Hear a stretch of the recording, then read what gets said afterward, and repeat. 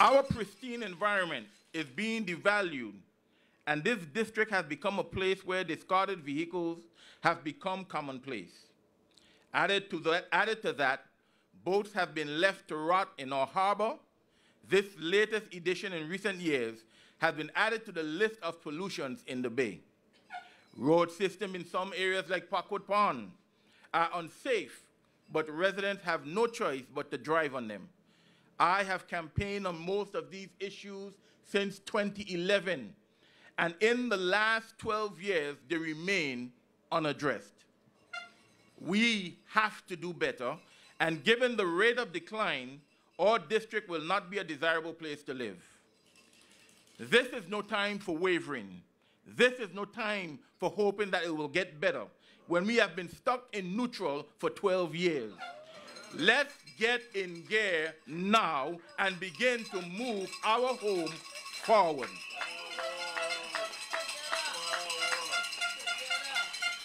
Our future then is based on the choices we make today, choices that require courage, choices that require faith. Our future resides in us and depends solely on our choice of action or inactions. So act now if you truly want a better living environment and a better BVI.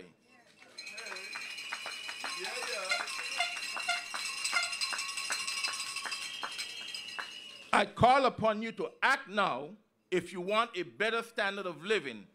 Act now if you want to go beyond what you see today. Historically, those of us that are old enough to remember, most communities had thriving localized economies, which allowed every individual to use their talents to feed their families and advance their lives. We were booming entrepreneurs with shops, seamstresses, farmers, fishermen, auto mechanics, plumbers, chefs, construction workers, home appliance repairers, just to name a few. That spirit of entrepreneurship lives on, and in many cases have blossomed into bigger businesses. These businesses grew out of necessity, but over the years, our over-reliance on government has dimmed the flame of innovation. We are now at a transition point, and we must reignite that flame and support and promote the ingenuity of our people.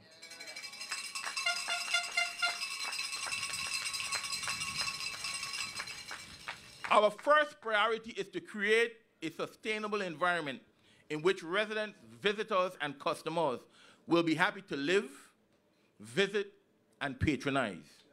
This means we must remove those wrecked boats from the harbor, as well as dredge and clean it.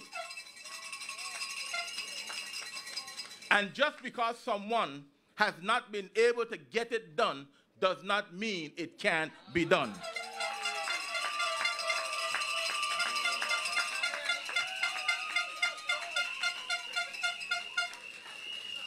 I have not waited to be elected. I have already engaged persons in the marine industry for their opinion on what is required, and I have been told it is doable. The second thing we need to do is work with the property owners and business and solid waste to remove those derelict vehicles. Again, I've already began preliminary conversations with government officials and one of the businesses involved. In speaking with households in Parkwood Pond, I understand and share their concern over the appearance of their community and the risk to their health and livelihood.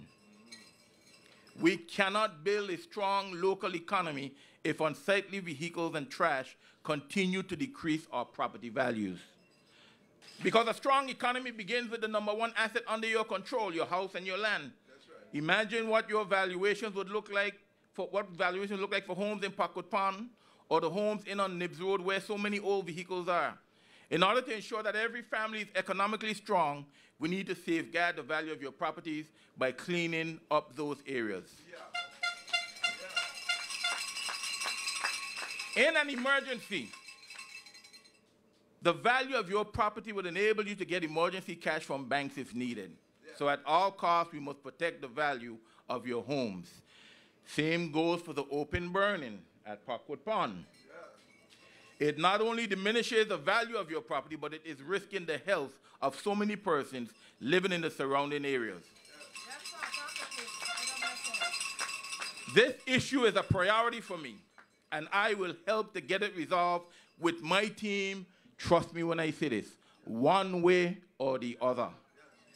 I will get that situation fixed, or God help anybody who stands in my way, whether it be a member of the House of Assembly or somebody in government, because I will fight for you.